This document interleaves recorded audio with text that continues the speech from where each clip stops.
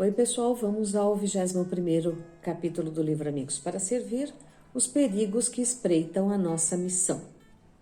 Uma coisa poderia nos deter e nos perder, alterar nosso espírito original, o farisaísmo que faz soar a trombeta diante do outro, a estima exagerada por si mesmo, que desconhece a virtude em outros lugares diferentes da cooperação preferida, um excesso de práticas e de rigor, dos quais resultariam a frouxidão e o relaxamento, ou ainda uma filantropia de boca, mais ocupada em falar do que em fazer, ou ainda umas práticas burocráticas que impediriam nossa marcha ao multiplicar nossas ocupações.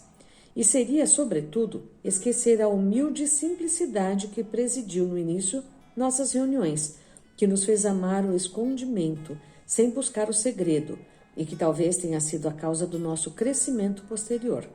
Pois Deus se compraz, sobretudo, em abençoar o que é pequeno e imperceptível, a árvore em sua semente, o homem em seu berço, as boas obras na timidez de seus começos.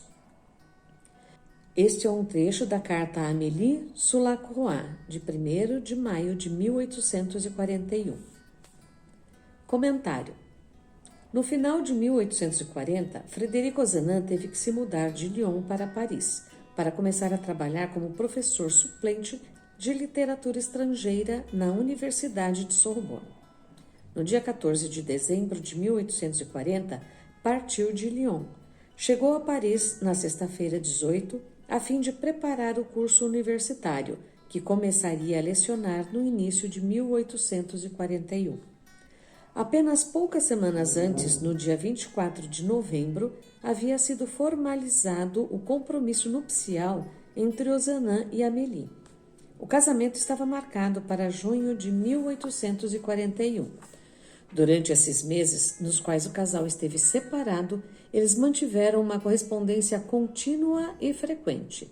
Nestas cartas de noivado, além de planejarem sua vida futura em comum e falar de seus projetos e expectativas, aparecem muitos outros temas entre os quais ganham lugar proeminente Deus, a religião e a sociedade de São Vicente de Paulo. O fragmento que apresentamos corresponde a uma carta na qual Frederic Ozanam falou a Amélie sobre uma Assembleia Geral que aconteceu no domingo 25 de abril, festa do Bom Pastor, a segunda das quais festas anuais que a Sociedade de São Vicente de Paulo celebrava. Pela manhã, assistiram à missa na igreja onde repousam os restos mortais de São Vicente de Paulo. Os delegados das 25 conferências de Paris, jovens entre os quais se misturavam com igualdade fraternal alguns ilustres anciãos. E pela tarde, uma multidão numerosa chegava ao anfiteatro de nossas reuniões. Ao mesmo tempo, outras 30 conferências formadas nos pontos mais distantes do país celebravam a mesma solenidade. Frederic Ozanam se fez uma pergunta nesta carta. Nós não poderíamos crer que a providência divina nos chama à reabilitação moral de nossa pátria quando 8 anos foram suficientes para fazer crescer nosso número de 8 para 2.000? Depois, reflete sobre os perigos que poderiam fazer com que os leigos da sociedade não chegassem a cumprir com sua missão. Aqui, mais uma vez, o autor detalha em vários tópicos, fragmentando a carta e explicando cada um desses tópicos. O primeiro, alterar nosso espírito original.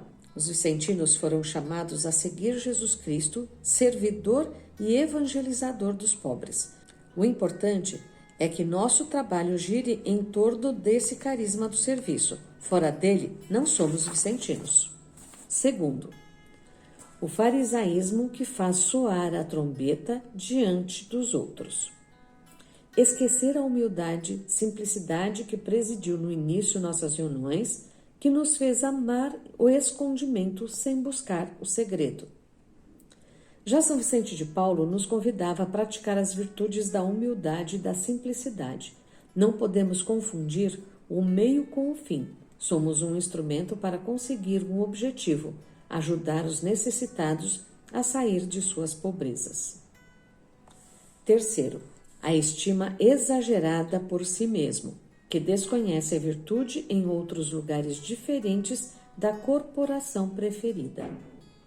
São Paulo disse que há diversidade de carismas, mas um mesmo Espírito. Fazemos parte da igreja e cumprimos nossa missão nela, sem nos considerarmos melhores por isso. Quarto, um excesso de prática e de rigor. Os seguidores de Vicente de Paulo vivem uma espiritualidade simples e prática.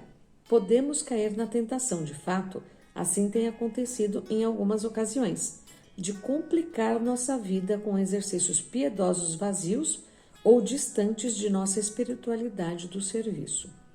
A caridade nos chama a exercer a devoção pensando sempre em como melhor servir ao pobre e anunciar o reino. Se nos dedicamos a outros temas e se praticamos devoções alheias a nosso carisma, com rigores excessivos, estamos saindo de nossa missão fundamental. Quinto ponto, uma filantropia de boca, mais ocupada em falar do que em fazer. Um refrão castelhano disse que de uma pessoa escapa a força pela boca, quando suas palavras não se encontram respaldadas por suas obras, quando fala muito, mas tudo resulta em nada.